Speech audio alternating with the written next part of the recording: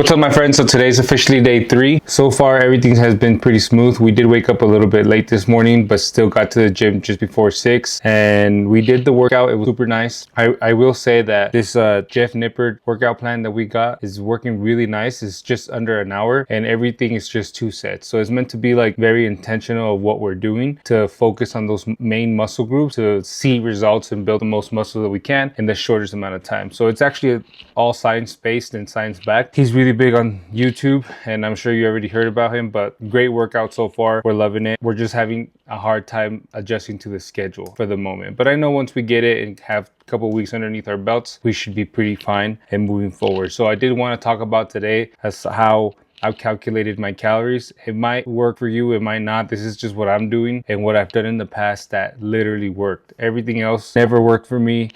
I will say the only way to make this succeed is to track every single calorie. That's annoying, I know, but I told you yesterday, a lot of the stuff that I did when I lost all the weight and got in the best shape of my life, I know it's not like super massive and super huge, but I was light, I was very muscular with no shirt on, and I felt very, very comfortable with myself. And I actually was going through my TikToks, and this is a perfect example as to why I want to record everything and show the process so that when I'm feeling lost and confused, I can just come back to these and just get back in the mindset that I am today. And you know, I was looking at my TikTok videos, and a lot of those videos are just made for TikTok, so they're a lot short format and super fast. So a lot of the stuff that I didn't mention. I was just doing this insanity, and this is literally the shape that I got, and it was my best shape. Like I said, it's nothing like, oh my god, but I was super proud, and I put it as my screensaver on my phone just to remind me of what I've done and what I can do when I always thought that was never going to be achievable, and I did it. And I just want to get back to this, and I want to see it every day as a reminder as to what I can do and get there again. But let me just show you real quick. This is basically it. Like I said, it's not gonna win any awards for like shreddedness or anything like that, but it was my best shape, and I've done it, and I'm ready to do it again and make it sustainable so that I can just continue that for the rest of my life. And this video, it was 3 years ago when I did this. I was just I believe 28. Sorry, I was 28 years old, and right now I'm 31, but I still think I can achieve it. It's the mindset, it's all the limiting beliefs that I keep giving myself. I just need to get through that barrier and I'll be fine. But again, don't want to get too sidetracked. I want to talk about the calories. So this is how I came up with my number of being able to consume 2,760 calories per day. And yes, I probably will have to lower it down a little bit, but like I mentioned, I want to have a strong base and a large amount of calories so that I can tweak them from there. I don't want to start super low and see all these results really fast, but then once I hit a plateau, you know, it's unrealistic to eat 1,300 calories. So start high, do the workouts, show up every day, track everything, and tweak from there. So this is basically how I did it. So I go online, you can just look up BMR calculator. So this is just basically how many calories we burn if we were just sitting down, not doing anything, no activity. Basically how many calories your body burns throughout the day just to stay alive. Breathing, going to the bathroom, getting up, basically just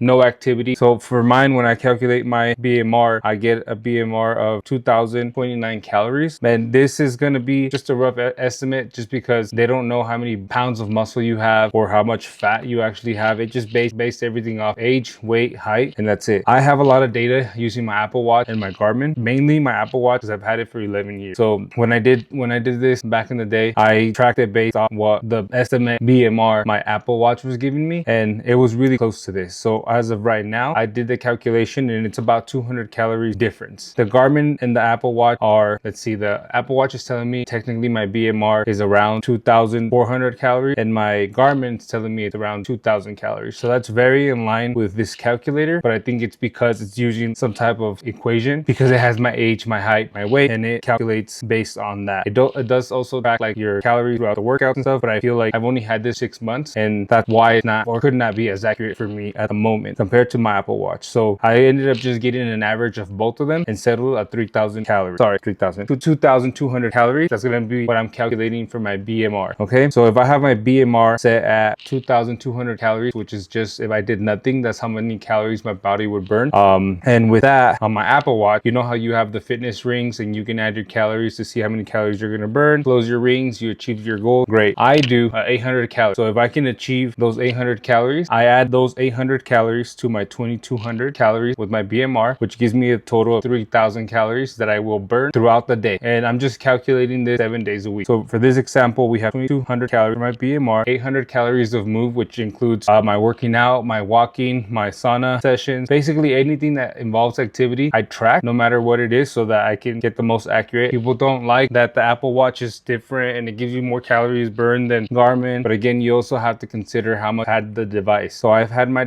Apple Watch for over 11 years and I'm very confident, and I used this method in the past and it was very, very exact. And if not perfect, it was super close, where I got to a point where I was dropping 1 pound per day. And I know that's excessive, but that's what I was doing at the time when I first started. I lost a total of 80 pounds. Right now I'm still negative 30, negative 30, that was wrong. I'm still negative 60 pounds. So I've only gained those 20 pounds. And you know, I did this method and it worked. So this is why I'm coming back to this. So back to that, right? So I have a total of 3000 calories burned throughout the day. And as I told you yesterday, I'm going to be consuming 2760 calories, which will leave me at a deficit of 240 calories per day. Multiply that by 7, it's going to be a total of 1680 calorie deficit per week. Divide that by 3500, which is a pound, and you're going to get a 0.48. So I was incorrect. I don't know where I got 0.6 in the video yesterday. Something that I probably calculated wrong a few days ago for making all these videos, but it's actually going to be 0.48 per week. So if I have 24 weeks on my marathon, I should be around 11.5 pounds lighter, which would put me at 221 pounds by my marathon. So I'm not really chasing that quick weight loss. I just want to make sure that I can sustain it. When I lost those 80 pounds, I didn't care whether I lost weight fast because I didn't think I had to sustain it. I was in a weird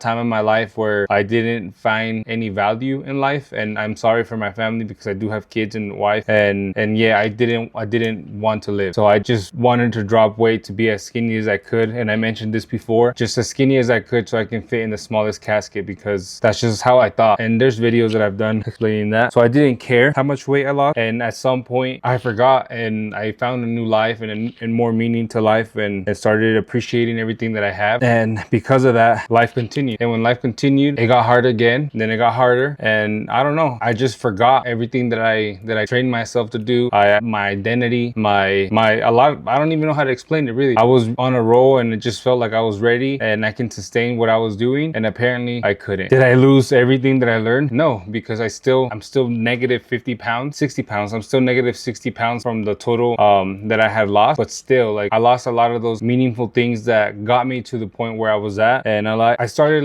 letting life get to me again. I started letting people get to me again. I started letting myself get to me again, and that's where I started losing the battle again. So with my issues, it always brings me back to food, and luckily I was able to sustain a line where I only went over a certain amount, right? Even in these last 3 years, it's always plus 15 pounds, minus 20 pounds, plus 20 pounds, minus 22 pounds. I've always stayed within 215 to 239, which was my heaviest a couple weeks ago. So yeah, I mean, that's basically where I'm at and how I've been calculating everything. I'm super motivated at the moment. Like I said, definitely check out that Jeff Nippard workout routine. Really easy. My wife is really enjoying it. She also has the Katie Hearn app, and she still likes this one a lot better. I do wish they had an app. Jeff did. Right now they're not using an app. It's just an Excel sheet file, and kind of annoying, but at the same time it's very helpful and I'm really enjoying it. But yeah, this is basically what I'm going to be doing. And today my weigh-in was 232.8, so 0.2 heavier than yesterday. I did have the night calculated and I finished around 1900 calories, so that explains me being a little bit heavier. I should have stopped at the 2760 that I allowed myself, but I just need to really tune in. Like I said, this is only day 3. It's very difficult, but I know I can make it through. The hardest challenge is definitely going to be once we get Thanksgiving next week, but I'm not really too worried about that, just because I'm gonna sacrifice Wednesday and just do a 24-hour fast. So I'll eat my last meal on Tuesday night, fast all of Wednesday, and then Thursday I'll have all day to have whatever I want, but I will be tracking everything. But it would give me just over 4,000 calories for that day, and that's more than enough to enjoy Thanksgiving. So you got to do what you got to do at this point. You know, I don't want to sabotage myself and say, nah, I don't want to do that. I don't want to fast on Wednesday so I can have more calories on Thursday. I'm gonna have my regular calories, then after Thursday comes, and then, you know, there's leftovers on Friday. By the time the weekend's said and done on Monday, I'm gonna be like 239 again, and I don't want that, you know. So you have to give. Something has to give. Something